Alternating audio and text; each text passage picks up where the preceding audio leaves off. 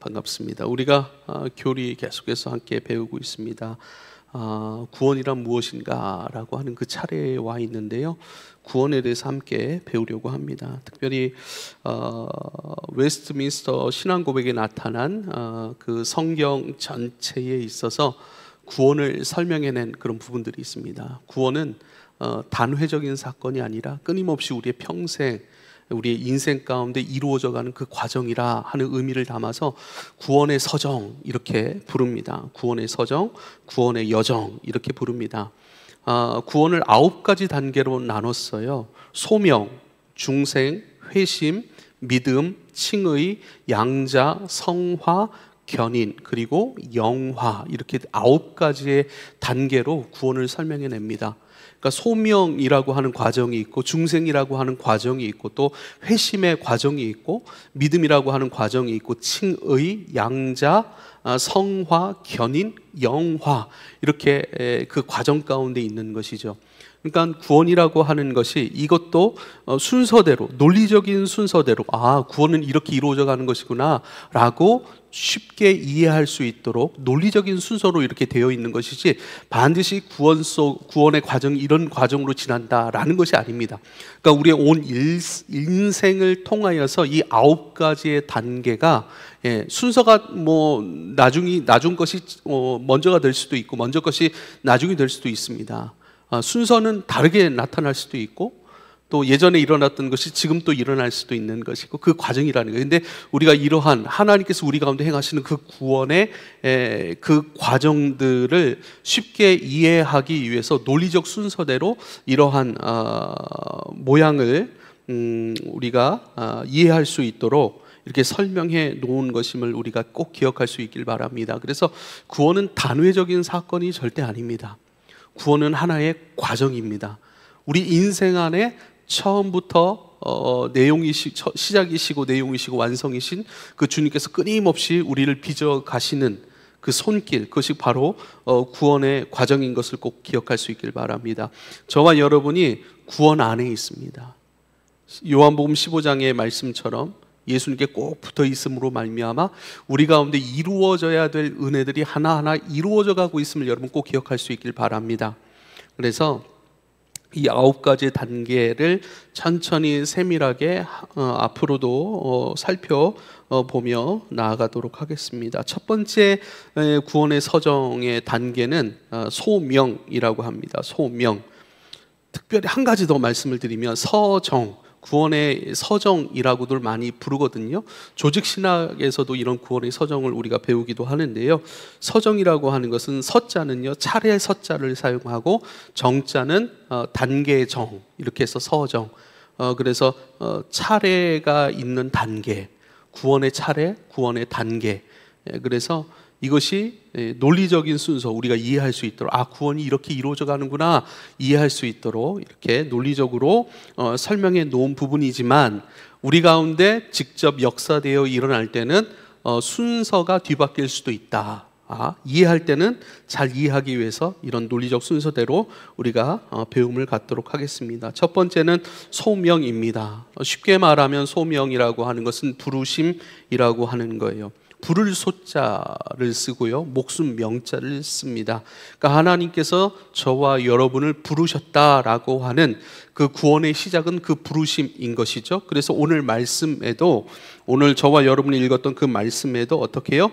4절에 보니까 창세전에 그리스도 안에서 우리를 택하사 우리로 사랑 안에서 그 앞에 거룩하고 흠이 없게 하시려고 그 기쁘신 뜻대로 우리를 예정하사 예수 그리스도로 말미암아 자기의 아들들이 되게 하셨다, 이렇게 말씀합니다. 창세전에 그리스도 안에서 저와 여러분을 택하신 거예요. 아들 삼아 주시기 위해 택하셨다라고 말씀합니다. 그래서 사랑 안에서 그 앞에 거룩하고, 거룩하다라고 하는 것은 내적인 그런 성품의 주님의 만지심, 주님을 닮아감의 은혜인 것이죠. 그리고 흠이 없게 하셨다라고 하는 것은요, 도덕적인 의미가 가미되어서 윤리적인 의미, 도덕적인 의미, 그래서 우리의 외적으로 나타나는 것, 행위적인 것으로 주님 앞에 흠이 없도록, 그러니까 어떤 것을 행함에 있어서 또 일을 함에 있어서 살아감에 있어서 흠이 없어요. 흠 잡을 데가 없어요. 그래서 도덕적으로 윤리적으로 깨끗하고 또 아름다운 열매된 그런 삶. 그러니까 내적으로는 그리스도의 성품을 날마다 닮아가게 하시고 또 외적으로는 그 성품에서 나오는 열매된 그 삶을 말씀하시는 거예요. 그래서 창세 전에 이 세상이 이미 지어지기 이전에 하나님께서 그리스도 예수 안에서 저와 여러분을 택하신 거예요. 그리고 거룩하고 흠이 없게 그렇게 하나님의 아들들 되게 하시기 위한 과정 속으로 저와 여러분을 부르셨다라고 말씀하고 있습니다. 중요한 것은 이 소명이라고 할 때 외적인 소명이 있고요, 내적인 소명이 있습니다. 외적 소명과 내적 소명이 있습니다. 이것을 성경이 다 말씀하고 있는 부분입니다. 외적 소명은요, 들려지는 복음인 거예요. 들려지는 복음. 우리도 지금 하나님의 말씀이 동일하게 선포되고 있잖아요. 여기는 모든 사람들에게 하나님의 말씀이 들려지고 있잖아요. 들려지고 있지만 이 들려진 것에 실질적으로 반응하고 순종하는 사람이 있는가 하면 순종하고 반응하는 것이 나중에 일어나는 사람도 있고 순종하고 반응하는 것이 없는 사람도 있습니다. 그러니까 외적인 것은요, 외적 나타남, 그 복음이 귀로 들려져요. 많은 사람들에게 선포가 돼요. 근데 선포가 되었다고 해서 많은 사람들이 그 복음에 돌아오는 것은 아닙니다. 그러니까 외적인 부르심은요, 모든 사람들에게 해당되는 거예요. 모든 사람들에게. 특별히 창세기 17장 23절에 보면요, 이삭보다 이스마엘이 먼저 할례를 받습니다. 그렇지만 우리가 갈라디아서 4장의 말씀으로 보면 이삭은 은혜의 표징이 되고 이스마엘은요, 율법의 표정이 됩니다. 그래서 율법의 의미, 상징으로 이스마엘을 주고요, 이삭은 은혜의 상징이 되는 것이죠. 그런데 실질적으로 선택받은 아브라함의 아들은 이삭이 되는 거예요. 그러니까 이삭이 갈라디아 4장에 뭐라고 의미가 지어진다고요? 은혜인 거예요. 은혜로 부르심을 받는 거예요. 똑같이 할례를 받아요. 하나님의 백성이라고 하는 그 상징을 몸에 입습니다. 그렇지만 하나님의 은혜 가운데 부르심 입은 사람은 누구예요? 이삭이라는 거예요. 그러니까 똑같이 할례는 받아요. 그러나 선택과 부르심은 이삭에게 이루어진 것처럼 외적인 소명, 부르심, 복음의 들려짐, 또 하나님의 복음으로의 그 초청의 음성들은 많이 들려질 수 있지만, 많은 사람들에게 주어지는 것이지만 주어진 대로 다 거기에 응하는 것은 아니라는 거예요. 그래서 소명이 있지만, 부르심은 있지만, 이 외적 소명과 내적 소명을 왜 구분하였는가? 하나님은 차별하지 않으시는 하나님이라는 거예요. 하나님은 누구는 선택하고 누구는 버리시는 하나님이 아니라는 거예요. 그러니까 하나님 앞에 모든 사람들이 부르심의 은혜를 입었지만 그 은혜 가운데 반응하는 사람이 있고 반응하지 않는 사람이 있다는 것이죠. 그리고 지금은 반응하지는 않지만 나중에 반응하는 사람이 있다는 거예요. 우리는 전혀 몰라요. 누가 선택받은 사람인가를 전혀 알지 못합니다. 왜 그렇죠? 우리가 그것을 안다면 우리가 판단하고 정죄할 거예요. 그러니까 하나님 앞에 선택받지 못한 사람이라고 정죄할 거예요. 우리에게는 정죄할 권한이 전혀 없는 거예요. 왜요?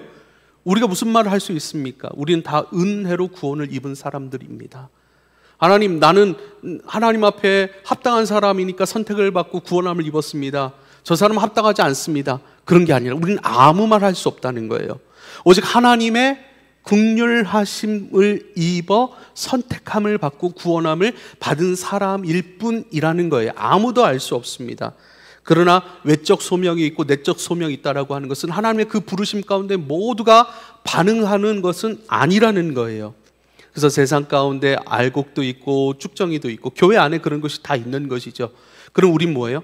지금 여기에 서 있는 것 자체, 말씀을 듣는 것 자체, 구원이란 무엇인가, 이것에 대해서 우리에게 가르쳐 주시는데 그 가르침 안에 있다는 사실, 이것을 우리가 하나님의 은혜 속에서 부름받아 하나님의 구원의 가르침 안에 있는 나인 것을 감사해야 돼요. 감사해야 돼요. 그래서 나중에는요, 출애굽 말씀을 통해서 또 한번 설명을 드리겠지만, 그 출애굽 백성들을 향해 목이 곧은 백성이라 이렇게 얘기를 해요. 아무리 사랑을 말씀하시고 아무리 하나님의 전능성을 보여주어도 거기에 순종하지 않아요. 내가 옳다라는 것이죠. 내 생각과 내 주장.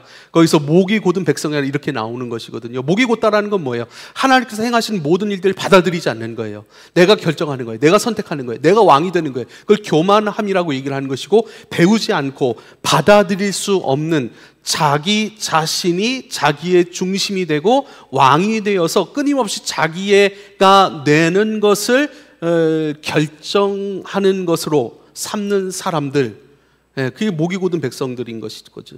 그래서 우리가 여기 있는 것 자체, 그런 얘기를 해요. 제가 우리 찬양팀에도 말씀하시는 하나님의 음성을 듣는 것에 대해서 우리 함께 훈련했잖아요.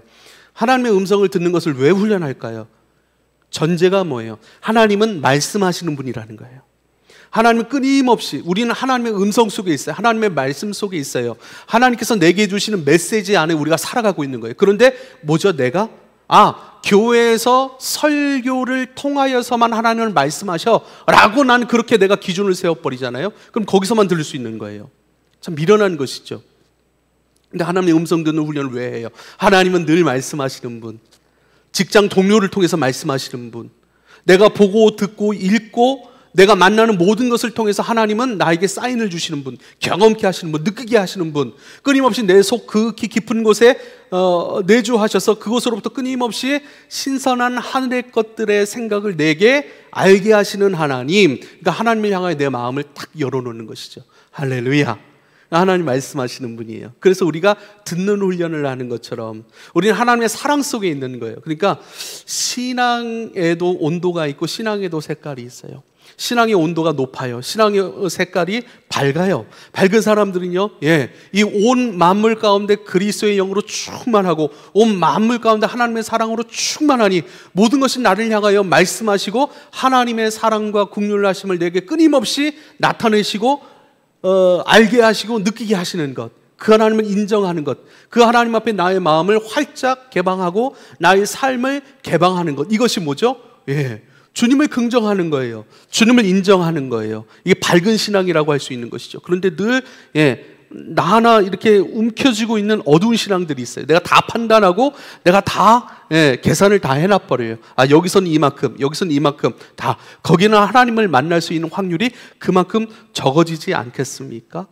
그래서요, 외적인 소명들, 하나님의 말씀하신 부르심 속에 우리가 있다는 사실, 그래서 그 부르심 가운데 우리는 뭐예요? 하나님 나를 부르시는 것이고 내게 대해서 말씀하시는 것이고 그의 긍휼하심으로 나를 건져가시고 그의 구원하심 속에서 나를 빚어가시는 인생이니 모든 것을 향하여 어떻게 해요? 내가 마음을 열고 순종하는 것, 그게 바로 우리의 몫이라는 거예요. 우리의 목. 그러니까 똑같이 복음은 선포돼요. 말씀은 선포돼요. 누군가는 듣고 순종해요. 물론 그것도 은혜죠. 근데 그 은혜가 어떻게 우리 편에서는요, 구원을 행하시는 여호와, 끊임없이 우리 가운데 만나주시고 경험케 하시고 또 하나님 나라 온전히 추구할 수 있도록 우리를 준비시키시는 하나님, 그 하나님에 대한 우리의 믿음이 있다면, 우리의 반응, 우리의 순종은 그 믿음에 의해 나타나는 거예요. 믿음에 의해 나타나는 거예요. 그래서 믿음이 없는 사람은 없어요. 그 믿음이 어두운 믿음이냐, 밝은 믿음이냐, 주님을 철저히 의지하고 주님을 기뻐하는 믿음이냐, 아니면 주님을 부분적으로 의지하고 붙드는 믿음이냐, 아니면 어떡하죠? 주님을 부정하는 믿음도 있어요. 주님을 부정하는 믿음도 있어요. 그래서 어떤 믿음인가? 그래서 우리는 늘 주님께서 온갖 각양 은사를 주시는 분, 하늘의 좋은, 빛들의 아버지 하늘의 좋은 것으로 끊임없이 우리에게 행하여 가시는 여호와 하나님이 것을 우리가 믿고 의지하며 그 앞에 합당한 반응으로 나아갈 수 있기를 부탁을 드립니다. 그래서 외적인 부르심이 있어요. 외적으로 들려지는 모든 복음들이 있습니다. 지금도 우리도 복음 나가서 전하면 마찬가지잖아요. 이게 뭐예요? 어디예요? 무엇을 말씀하고 있죠? 그렇죠? 누군가는 그거 듣지도 않아 버려요. 저거 받아서 뭐 이렇게 하는 것처럼 외적인 부르심은 다 있습니다. 내적인 부르심은 뭔가? 내적인 부르심이에요. 우리의 심령이 거기에 반응하는 거예요. 우리의 생각과 마음이 그 선포되는 그분의 복음과 메시지와 사랑 가운데 마음이 동하는 거예요. 움직이는 거예요. 반응하는 거예요. 순종하는 것입니다. 이것이 바로 내적인 부르심인 거예요. 마태복음 22장 말씀을 보면요, 어떤 왕이 그 잔치를 열고 초청을 합니다. 마태복음 22장 1절로 14절 말씀입니다. 제가 읽을게요. 눈으로 읽으시고 천천히 잘 들으십시오. 예수께서 다시 비유로 대답하여 이르시되 천국은 마치 자기 아들을 위하여 혼인잔치를 베푼 어떤 임금과 같으니 그 종들을 보내어 그 청한 사람들을 혼인잔치에 오라 하였더니 오기를 싫어하거늘 다시 다른 종을 보내어 이르되 청한 사람들에게 이르기를 내가 오찬을 준비하되 나와 나의 소와 살진 짐승을 잡고 모든 것을 갖추었으니 혼인잔치에 오소서 하라 하였더니 그들이 돌아보지도 않고 한 사람은 자기 밭으로 한 사람은 자기 사업하러 가고 그 남은 자들은 종들을 잡아 모욕하고 죽이니. 점점 심각해지죠? 7절 임금이 노하여 군대를 보내어 그 살인한 자들을 진멸하고 그 동네를 불사르고 이에 종들에게 이르되 혼인잔치는 준비되었으나 청한 사람들은 합당하지 아니하니 내 거리 길에 가서 사람을 만나는 대로 혼인잔치에 청하여 오라 한데 종들이 길에 나가 악한 자나 선한 자나 만나는 대로 모두 데려오니 혼인잔치에 손님들이 가득한지라. 임금이 손님들을 보러 들어올새 거기서 예복을 입지 않은 한 사람을 보고 이르되 친구여 어찌하여 예복을 입지 않고 여기 들어왔느냐 하니 그가 아무 말도 못하거늘 임금이 사환들에게 말하되 그 손발을 묶어 바깥 어두운 데에 내던지라. 거기서 슬피 울며 이를 갈게 되리라 하니라. 청함을 받은 자는 많되 택함을 입은 자는 정하니라. 그래요. 그러니까 외적 부르심이 있고 내적 부르심이 있는 것인데 외적 부르심은 뭐예요? 청함을 받은 사람은 많은데 택함을 받은 자는 적은 거예요. 결혼식 잔치였어요. 예복을 입지 않은 사람에게 친구요 왜 예복을 입지 않았습니까? 라고 물어보니까 아무 말도 못해요. 초청은 다 받는 거예요. 누구나 청함은 다 받는 거예요. 그 청함 가운데 야 왕의 혼인잔치 그 결혼식에 감히 내가 초청을 받았네? 그러면 그 결혼식에 합당한 예복으로 잘 준비하여 입고 그 잔치로 결혼식장으로 가야 되는 거예요. 이게 합당한 주님 앞에서의 우리에게 베푸시는 긍휼과 사랑과 넘치는 하늘의 호의에 대한 기쁨과 감사의 반응이라는 거예요. 왜? 그 청함을 받고 진짜요? 그럼 밥 한 끼 얻어먹고 와야겠네요? 그냥 가요. 왜 그냥 왔습니까? 이것에 합당한 옷을 왜 준비하지 않았습니까? 라는 거예요. 옷을 입었냐 입지 않았냐, 그 성경에서 옷이 무엇을 의미하는지를 봐야겠죠. 요한계시록 19장 7절 8절에 이렇게 말씀해요. 의복에 대해서 우리가 즐거워하고 크게 기뻐하며 그에게 영광을 돌리세 어린 양의 혼인 기약이 이르렀고 그의 아내가 자신을 준비하였으므로 그래요. 그에게 빛나고 깨끗한 세마포 옷을 입도록 허락하셨으니 이 세마포 옷은 성도들의 옳은 행실이로다. 그래요. 성도들의 옳은 행실이 바로 깨끗하고 빛나는 세마포 옷인 거예요. 그러니까 옷이라고 하는 게 뭘 의미한다고요?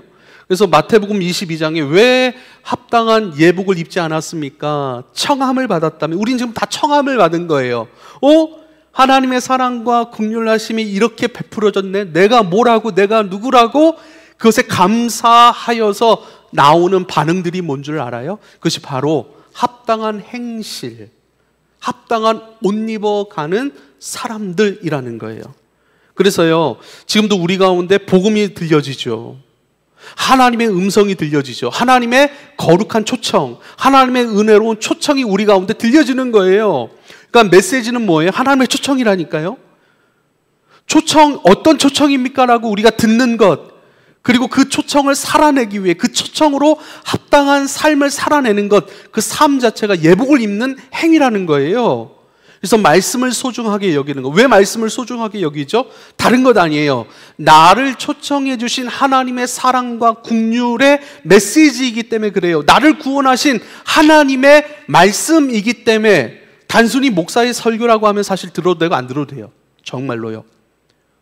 그렇잖아요. 사람의 말이라면, 사람의 가르치라면 내가 원하는 대로 취할 건 취하고 버릴 건 버리면 됐죠. 근데 내 하나님의 음성으로 듣는다면 여러분, 지금 이 설교하는 자가 김대열 목사라고 생각하지 않고 예수님이라고 한번 생각을 해보세요. 예수님께서 너를 이렇게 사랑하고 너를 이렇게 초청하였으니 이 초청 가운데 너는 이렇게 순종하면 좋겠구나.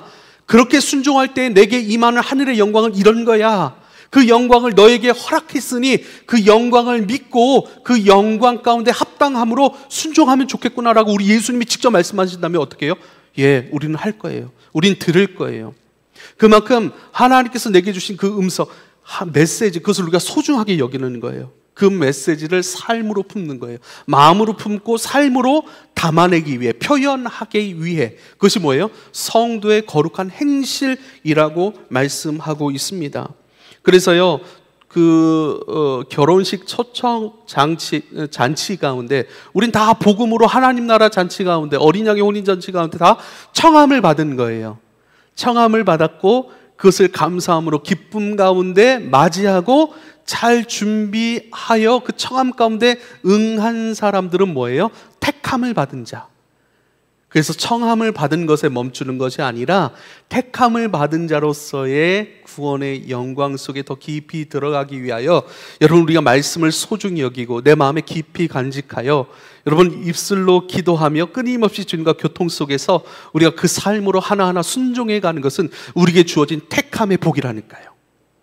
로마서 13장 14절에 이렇게 말씀하세요. 오직 주 예수 그리스도로 옷 입고 정욕을 위하여 육신의 일을 도모하지 말라 그래요.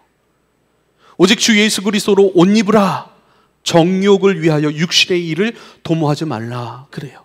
육신을 위하여 일을 도모하지 말라. 육신을 위하여. 그러니까 육신을 위하여. 육신이 요구하는 일이 있어요. 육신이, 탐심이, 정욕이 이렇게 순종해, 이렇게 나를 기쁘게 해 요구하는 것들이 있다니까요. 그래서 그 육신을 만족시키기 위한 그 일 가운데 빠져들지 마. 거기에 함몰되지 마. 그것이 전부가 되는 삶을 피해. 너는 육이 있는 육이 주인이 아니야 라고 얘기를 하는 거예요. 오직 주 예수 그리스도로 옷 입는 거예요. 예수 그리스도는 하나님의 영이세요.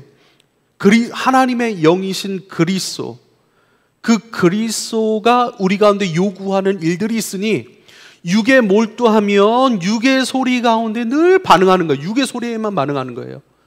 지금도 우리가 배 꼬르륵 소리 나면 뭐죠? 밥 달라고 얘기를 하는 것이잖아요. 그런 것처럼 영이신 그리스도가 우리 속에 끊임없이 요구하시는 일들이 있어요. 우리를 데리고 가시고자 하는 그 지점이 있어요. 우리로 하여금 감당하게 하셔서 하나님 나라에 참여하게 하시는 그 기회들이 있다고요. 그것을 듣고 그것에 순종하라. 그것이 바로 그리스도로 옷 입어가는 것이라.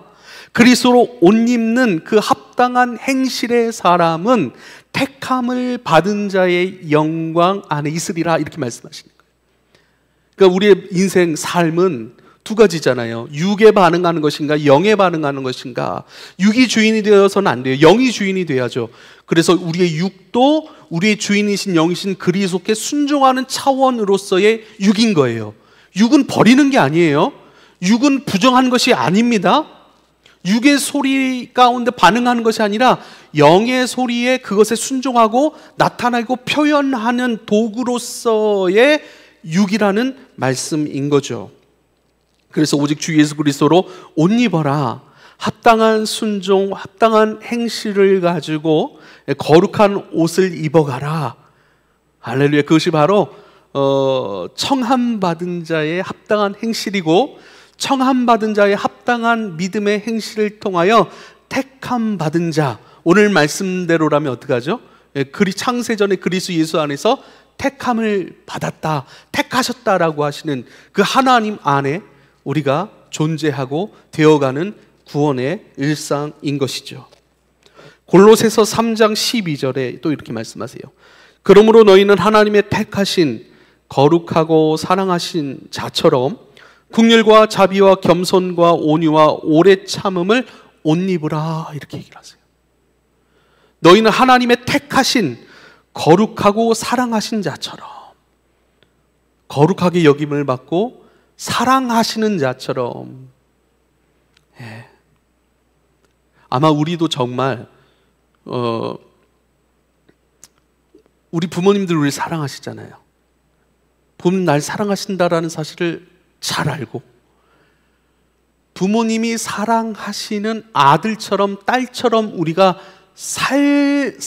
살아가기로 결정한다면 우리 인생 크게 위험하지 않을 거예요. 그렇잖아요.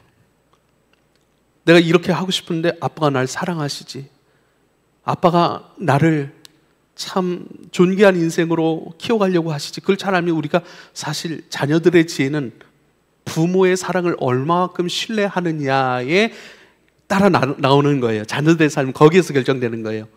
네.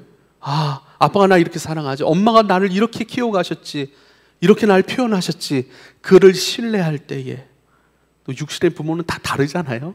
그러니까 하나님께서 우리에게 행하신 일들을 보는 거예요. 그래서 하나님의 택하시고 거룩하시고 사랑하신 자처럼 긍휼과 자비와 겸손과 온유와 오래 참음을 옷 입으라. 이게 뭐라고 얘기를 했죠? 거룩, 아까 창세기 에베소서 1장 4절에 거룩하고 흠이 없게 할 때 거룩이라고 하는 것은 거룩이신 그리스도의 성품을 닮아, 그러니까 우리의 안도 빚어가시고 우리의 바깥의 행위, 도덕적인 윤리적인 측면까지도 우리를 새롭게 하는 거예요. 그러니까 하나님의 나라는 어떤 특별한 어떤 것에 오는 게 아니에요. 말씀 안에서 빚어지는 거예요. 그래서 도덕적이고 윤리적인 측면까지 우리가 잘 빚어져서 열매가 되면 세상은 화평이에요. 그렇지 않아요? 세상 가운데 하나님 나라를 보여지는 것이거든요. 그래서 긍휼과 자비와 겸손과 온유와 오래 참음, 이것은 뭐죠? 우리를 거룩하게 하시는 것이잖아요. 그것을 옷 입어가는 거라니까요. 성도들의 옳은 행실, 성도들이 마땅히 순종해야 할 바에 순종하는 그 행실 속에서 어떻게 해요? 날마다 그리스도를 옷 입어가는 것.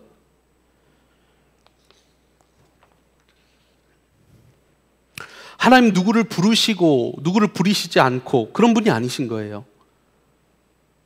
외적인 부르심이 있고 내적인 부르심이 있는데, 그럼 누군가는 외적인 부르심에서 멈추게 하시고 내적인 부르심을 안 주시고, 누군가는 외적인 부르심과 함께 내적인 부르심까지 순종하게 하시고, 하나님이 다 결정하시는 것이 아니에요. 하나님 그런 매몰치 않은 하나님을 말씀하시는 것이 아니에요. 누구에게나 그것이 공평하게 들려지는 거예요. 그런데 우리가 그것을 어떻게 반응하는가? 요한복음 16장 9절, 요한복음 16장 9절에 이렇게 말씀하십니다.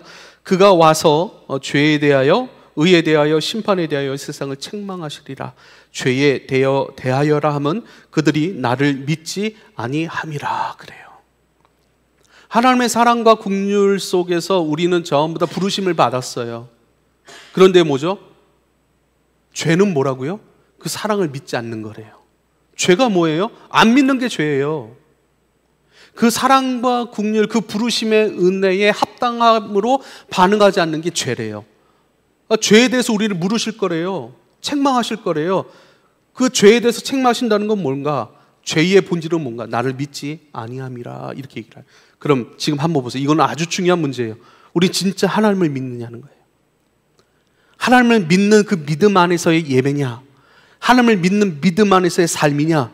우린 다 여기 사역자들이죠. 하나님을 믿는 믿음 안에서의 사역이냐?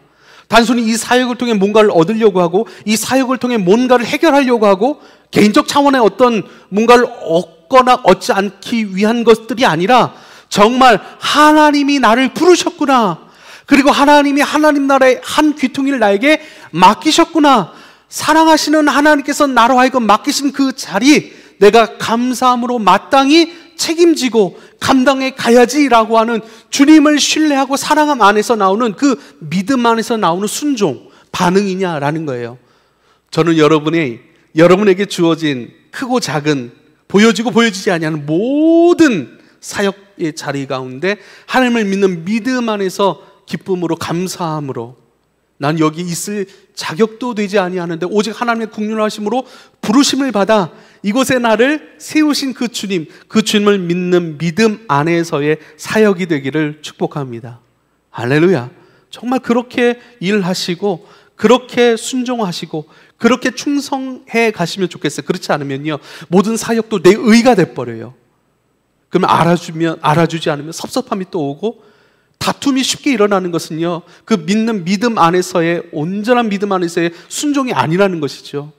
그래서요, 그 믿음 안에서의 누구를 좋게 하기 위해, 누구에게 인정받기, 그것도 아닌 거예요. 내 길인 거예요.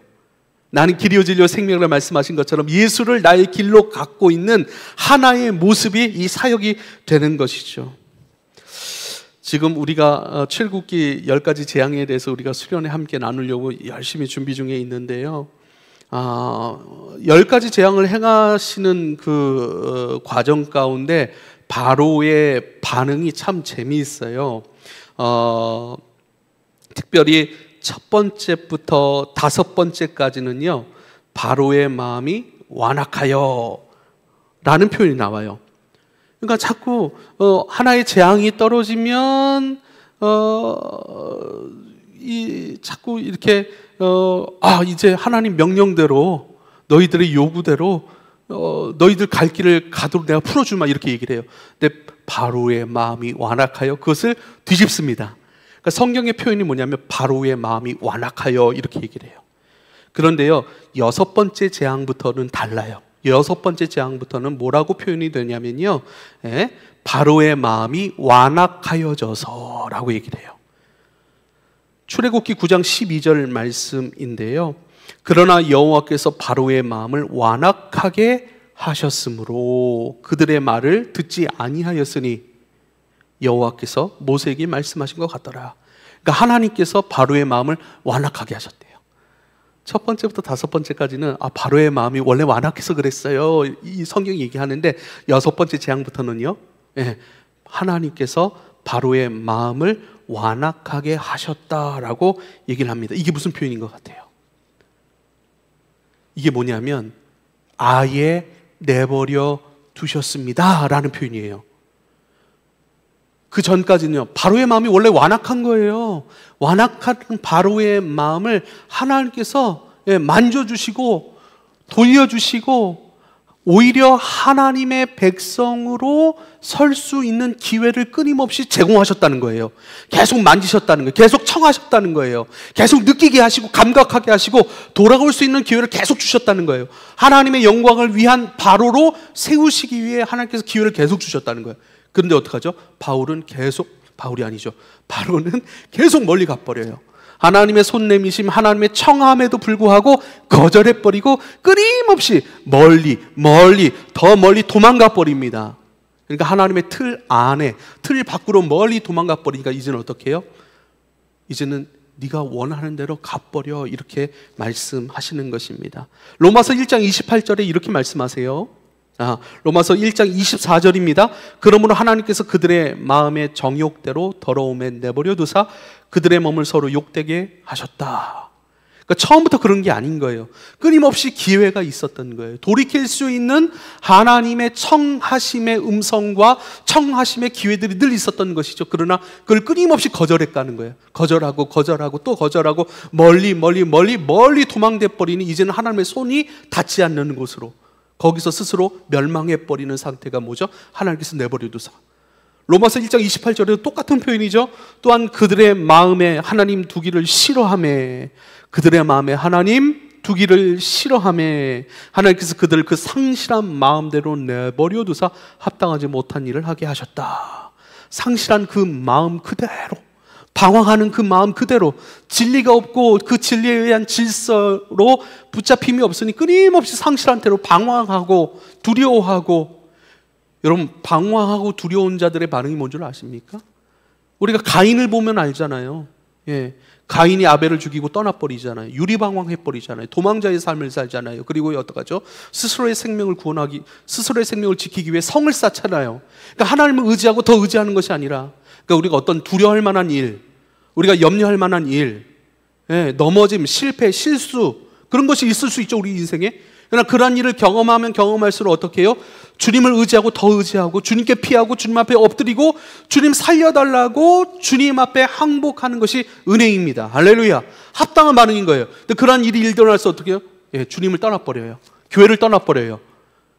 단순히 교회를 안 나간다는 것이 아니라 하나님의 음성이 들리는 곳을 스스로 문 닫아버리는 거예요.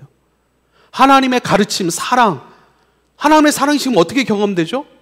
성도들을 통해서 경험되잖아요. 성도들이 가져다주는 한 잔의 커피로 위로받잖아요. 하나님의 사랑을 느끼잖아요. 당신을 위해 기도했습니다. 당신을 생각나게 하셔서 잠을 못 잤어요. 그래서 당신 생각 계속 기도했습니다. 이게 사랑 아니에요? 하나님의 사랑 아닙니까?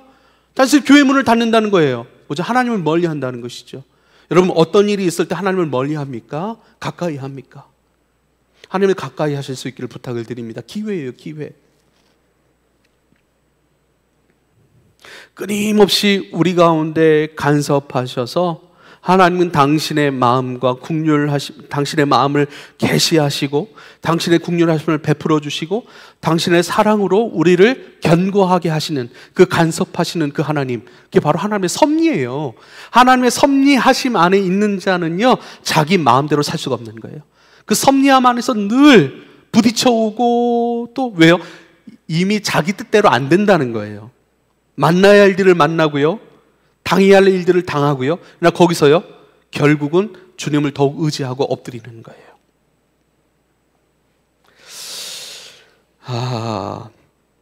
우리 이런 말씀이 있죠. 히브리서 6장 1절로 6절 말씀, 이것도 아주 중요한 본문입니다. 네.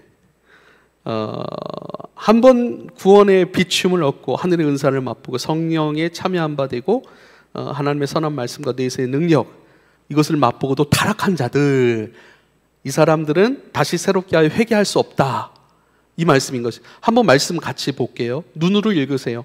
히브리서 6장 1절로 6절입니다.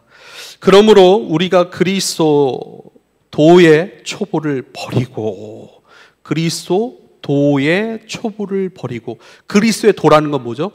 그리스도의 가르침이에요. 그 가르침을 듣고 경건의 연습이라고 하죠. 순종하는 그 일들, 이것을 버리고 죽은 행실을 회개함과 하나님께 대한 신앙과 세례들과 안수와 죽은 자의 부활과 영원한 심판에 관한 교훈의 털을 다시 닦지 않고 완전한데 나아갈지니라. 다시 닦지 말고 완전한데 나아갈지니라. 네. 그리스도의 도의 초보, 그러니까 그리스도의 도의 초보라고 하는 것은, 제가 다시 말씀을 드립니다. 단단한 음식을 먹는 자, 그러니까 늘 부드러운 음식만 먹을 수 있겠느냐, 단단한 음식을 먹어야 된다라고 얘기를 하는 것은 그 말씀을 듣고 실행하는 자예요. 연습하는 자예요.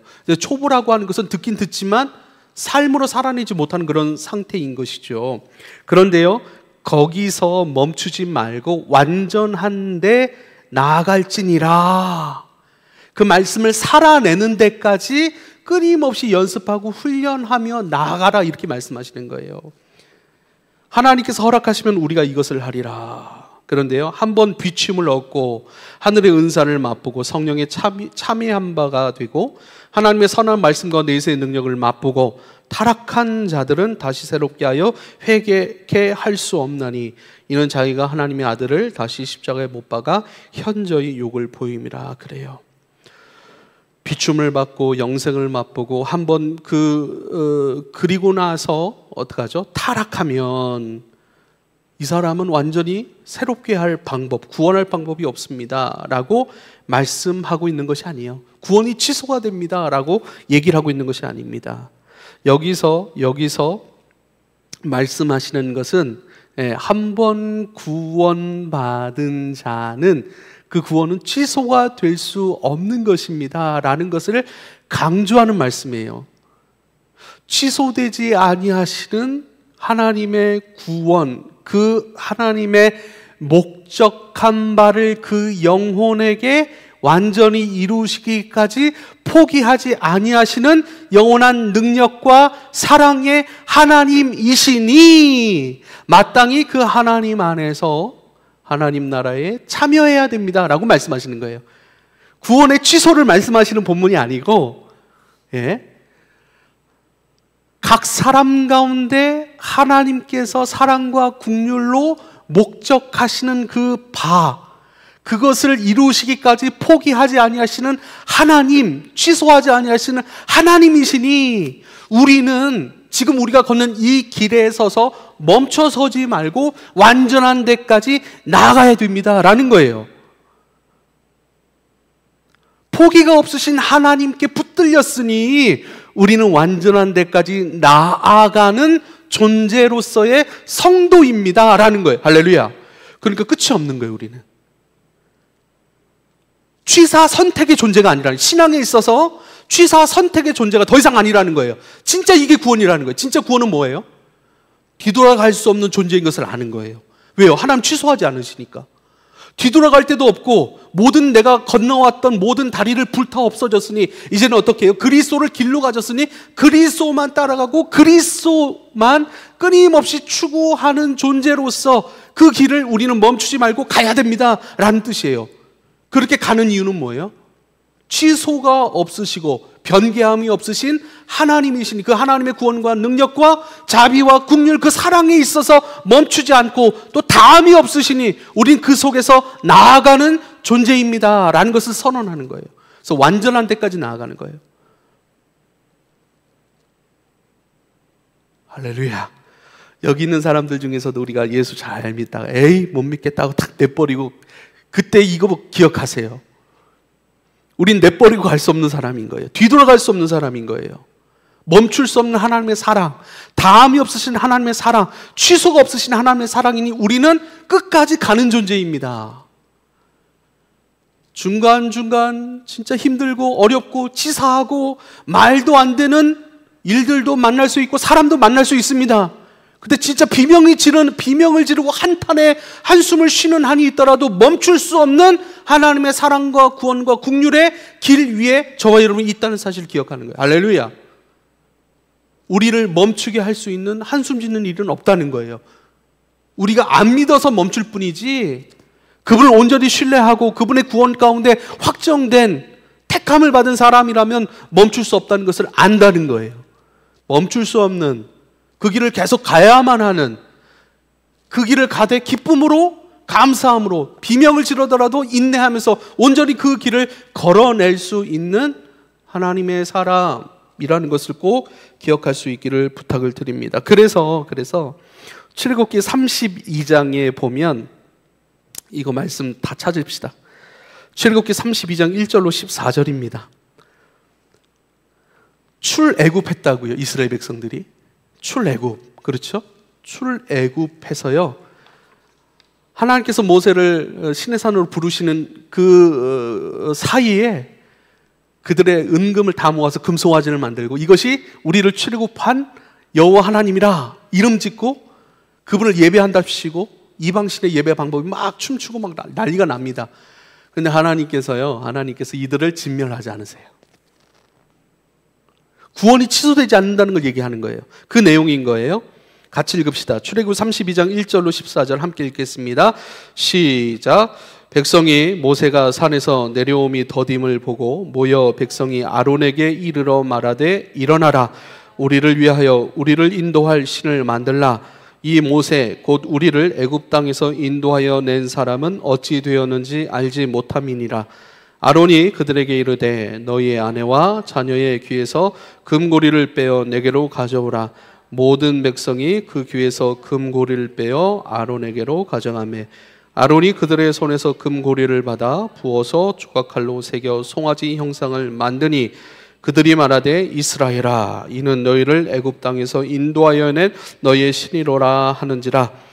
아론이 보고 그 앞에 제단을 쌓고 이에 아론이 공포하여 이르되 내일은 여호와의 절일이니라 하니 이튿날에 그들이 일찍이 일어나 번제를 드리며 화목제를 드리고 백성이 앉아서 먹고 마시며 일어나서 뛰놀더라. 여호와께서 모세에게 이르시되 너는 내려가라. 내가 애굽 땅에서 인도하여 낸 내 백성이 부패하였도다. 그들이 내가 그들에게 명령한 길을 속히 떠나 자기를 위하여 송아지를 부어 만들고 그것을 예배하며 그것에게 제물을 드리며 말하기를 이스라엘아 이는 너희를 애굽 땅에서 인도하여 낸 너희 신이라 하였도다. 여호와께서 또 모세에게 이르시되 내가 이 백성을 보니 목이 뻣뻣한 백성이로다. 그런즉 내가 하는 대로 두라. 내가 그들에게 진노하여 그들을 진멸하고 너를 큰 나라가 되게 하리라. 모세가 그의 하나님 여호와께 구하여 이르되 여호와여 어찌하여 큰 권능과 강한 손으로 애굽 땅에서 인도하여 내신 주의 백성에게 진노하시나이까. 어찌하여 애굽 사람들이 이르기를 여호와가 자기의 백성을 산에서 죽이고 지면에서 진멸하려는 악한 의도로 인도해 내었다고 말하게 하시려 하나이까. 주의 맹렬한 노를 그치시고 뜻을 돌이키사 주의 백성에게 이 화를 내리지 마옵소서. 주의 종 아브라함과 이삭과 이스라엘을 기억하소서. 주께서 그들을 위하여 주를 가리켜 맹세하여 이르시기를 내가 너희의 자손을 하늘의 별처럼 많게 하고 내가 허락한 이 온 땅을 너희의 자손에게 주어 영원한 기업이 되게 하리라 하셨나이다. 여호와께서 뜻을 돌이키사 말씀하신 화를 그 백성에게 내리지 아니하시니라. 아멘. 자, 출애굽했어요. 그러나 어떡하죠? 하나님의 사랑과 긍휼을 저버리고 그들을 위한 우상을 만들어냈다니까요. 그 하나님의 비춤, 은사, 하나님의 구원하심을 맛보고 어떻게 했죠? 돌아가 버렸어요.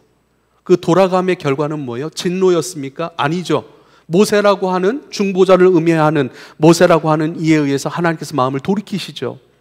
예수 그리스도를 통해 마음을 돌이키시는 거예요. 그리고요, 어떻게 해요? 그들에게 진멸하지 않으시고 화를 내리지 아니하셨다, 이렇게 말씀하시는 거예요. 출애굽, 죄와 사망에서 꺼내셨습니다. 단순히 꺼내셨다, 구원하셨다, 이것이 가지고 있는 또 하나의 의미는 뭐죠? 세상 노예의 신분에서 자기 백성, 자기의 아들의 신분으로 바꿔주셨다는 거예요. 그리고 자유를 주셨다는 거예요. 건져내시고 아들 되게 하시고 자유를 주셨다는 거예요. 그 자유는 뭐예요? 아들로서의 자유, 하나님의 아들로서의 자유예요. 그게 뭐냐면 하나님께 감사와 감격과 기쁨의 반응을 자유롭게 할 수 있는 사람들이라는 거예요.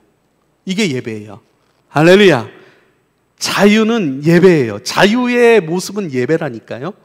그러니까 어떤 행위, 모든 행위를 할 수 있는 자유가 아니라 나를 건져내셔서 아들 삼아주신 하나님의 크신 은혜와 사랑, 그것에 반응하는 것으로서의 자유인 것이죠. 그게 순종이라는 거예요. 그러니까 하나님의 백성들은 자유롭게 순종해요. 뭐죠? 하나님 말씀에 순종해요. 하나님을 예배하는 일에 순종해요. 하나님, 나를 어떻게 살리시고 건져내시고 아들 되게 하시고 구원하시고 하나님, 내게 하나님의 영광을 마음껏 참여하고 누릴 수 있는 자유를 주셨습니까? 너무 큰 것, 말할 수 없는 것, 다 갚을 수 없는 것이므로 어떻게 해요? 감격하는 거예요. 그 감사와 감격과 기쁨 속에서 터져 나오는 자유로서의 행위, 이게 예배고 예배의 삶인 것이고 영적 예배인 것이에요. 순종인 것이죠. 그래서 순종으로서의 자유, 하나님의 자녀로서 누릴 수 있는 감격과 기쁨, 거기로부터 터져 나오는 찬송인 것이고 찬송의 행위들인 것이죠. 그래서 하나님은 끊임없이 당신의 백성들에게 사랑을 말씀하시고 순종을 말씀하시는 거예요. 요한복음 14장 15절, 너희가 나를 사랑하면 나의 계명을 지키리라. 건짐받은 자, 그 은혜와 긍휼을 아는 자들은 사랑할 수밖에 없고, 사랑하면 그 사랑 속에서 터져 나오는 격발되는 순종과 행위들이 있는데 그것이 바로 계명을 지키는 것, 말씀을 따라가는 것. 요한복음 15장 10절, 내가 아버지의 계명을 지켜 그의 사랑 안에 거하는 것 같이 너희도 내 계명을 지키면 나의 사랑 안에 거하리라. 감격과 기쁨, 사랑 속에서 나오는 계명 지킴으로서의 순종을 얘기하시죠. 요한복음 15장 12절, 내 계명은 곧 내가 너희를 사랑한 것 같이 너희도 서로 사랑하라 말씀하시죠. 요한복음 14장 21절, 나의 계명을 지키는 자라야 나를 사랑하는 자니 나를 사랑하는 자는 내 아버지께 사랑을 받을 것이요 나도 그를 사랑하여 그에게 나를 나타내리라 말씀하십니다. 마지막 디도서 2장 14절입니다. 그가 우리를 대신하여 자신을 내주심은 모든 불법에서 우리를 속량하시고 우리를 깨끗하게 하사 선한 일을 열심히 하는 자기 백성이 되게 하려 하심이라. 여기서 선한 일은 뭘까요? 단순한 착한 일이 아니라는 거예요. 선하신 하나님께 연결되어 그분의 사랑과 긍휼하심, 그분의 건져주신, 그분의 구원하심, 그것이 너무나도 큰 감격이고 감사이고 그것을 갚을 길이 없으므로 이제는 하나님께 대하여 그 사랑에 대한 자유로움으로서의 순종, 그것이 바로 선한 일 열심히 하는 그 사랑에 의해 감격에 의해 순종하는 백성들의 삶의 모습, 그 백성으로 만들기 위한 주님의 부르심이다 이렇게 말씀하시는. 감사하죠. 다 알지 못합니다. 우리는 그 부르심의 뜻을. 그래서 다른 사람이 어쩌고 몰라요. 그러나 나를 봅시다. 수많은 사람 중에 하나님의 말씀을 듣고 들을 뿐만 아니라 그 말씀을 사랑하여 깊이 간직합니다. 그리고 어떻게 해요? 더 완전한 데까지 나아가기를 멈추지 않고 끊임없이 그 말씀을 붙들고 살아가요. 그 말씀을 살 수 있는 지혜와 능력을 달라고 기도합니다. 나만 기도하나요? 옆에 있는 내 친구, 내 성도들 함께 그 길을 가기 위한 것에 승리하도록 함께 돕고 섬기고 그 길을 가는 것이죠. 이게 부르심, 소명입니다. 여러분 어때요? 하나님의 소명에 합당하게 반응하고 있습니까? 그 소명, 부르심을 감사하며 그 감사함 속에서 흘러나오고 터져나오는 순종의 삶으로 나아가기를 여러분 수고하고 있습니까? 이러한 부르심 가운데 합당한 저와 여러분 될 수 있기를 부탁을 드립니다. 기도하겠습니다.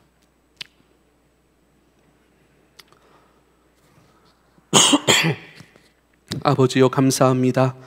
불러주신 그 큰 은혜 안에 우리의 삶이 흘러가고 있습니다. 더 이상 멈출 수 없는 것은 아버지요, 갚을 길이 없으므로 이제는 내 삶을, 내 온 삶으로 주님의 행하신 것들을 끌어안아 그 삶으로 반응하는 복된 삶으로 또한 우리를 인도하여 가시니 이 삶을 멈추지 않도록 주여 우리를 더 뜨겁게 인도해 주시기를 간절히 소원합니다.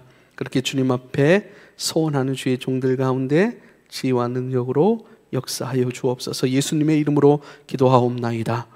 아멘.